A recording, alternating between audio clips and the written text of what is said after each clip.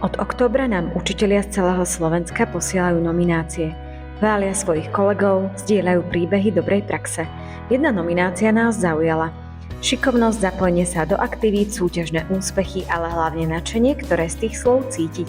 Preto sme sa vybrali do Bardejova. Spoznajte pani učiteľku Teréziu Snakovú, ktorá je na Strednej priemyselnej škole 3. rok. A mám za sebou viacero projektov, či už je to vlastne študentská odborná činnosť, stredoškolská odborná činnosť, objav Pedas, mladý tvorca, strojár inovátor, My Machine, čo robíme. A na čo som tak najviac hrdá, tak vlastne to sú projekty, napríklad študentská vedecká odborná činnosť, kde sa vlastne žiak 2. ročníka stal absolútnym víťazom a vlastne bol aj predsedom komisie ocenený, že je naozaj vlastne šikovný a že je dobrý v tom, čo robí, čo bolo pre mňa také, že nakopnutie, že naozaj som našla toho žiaka a že som rozvinula to, čo v sebe má.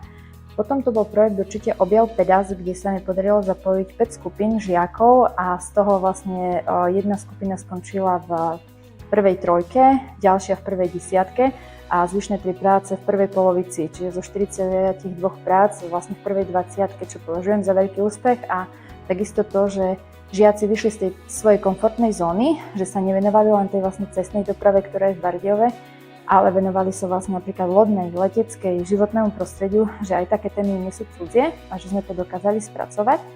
No a posledné, na čo som tak hrdá, je súťaž Mladý tvorca, ktorú organizuje Ministerstvo hospodárstva a tam tiež naša žiačka obsadila prvé miesto so svojím projektom, kedy tiež sa snažila ako keby pomáhať tým školám a riešili sme tam takú problematiku, čiže to sú také projekty, na ktoré nezabudnem a na ktoré rada spomínam určite. Kde berie toľko energie?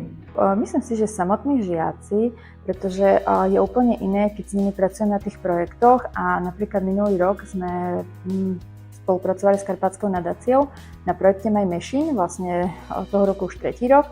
A minulý rok som tam oslovila 4 žiakov, tak spočiatku to bolo také, že prekrúcanie očami, ale keď začali robiť, tak sa tak nakopli, že spolupracovala celá skupina a bolo vidieť ako proste pekne medzi sebou, že nemusela som im ja zadeľovať úlohy, že vlastne ten povedal, tak tebe ide lepšie prezentovanie, ty urobíš to, mne ide lepšie pri sústruhu, ja urobím to, že to bolo také, že vidieť to ich nadšenie, že to robia a to je také asi, že chcú, že majú záujem, že keď najskôr je to odmietnutie, čo je podľa mňa také blízke, nielen žiakom, ale vo všeobecnosti ľuďom, keď sa o nich niečo chce, ale že už keď začnú, že proste to dotiahnu a že sa zapojíme, že odovzdáme. Stretli sme sa s Klaudiou. Čo sa jej páči na štýle vyučovania pani učiteľky a v čom ju najviac motivuje? Na jej štýle vyučovania je najlepšie asi to, ako vysvetľuje látku, aj to, ako nám vždy ukáže, keď akože má možnosť, napríklad, že ako to funguje v realite. Motivuje ma tým, že mi vlastne ponúka všelijaké súťaže, do ktorých sa môžem zapájať, ktoré mi pomáhajú budovať moju budúcnosť. Ale v nominácii nebola pochválená len pani učiteľka, ale aj celá škola. Opýtali sme sa, prečo si ju žiaci vybrali. Nie, je to taká ťažká škola a prišlo mi to také, že mám víziu budúcnosti po tejto škole. Takže ja som na túto školu prišiel z dôvodu toho, že chcel som pokračovať ako keby mojom sne, že proste som niečo spoločné s autami s dopravou.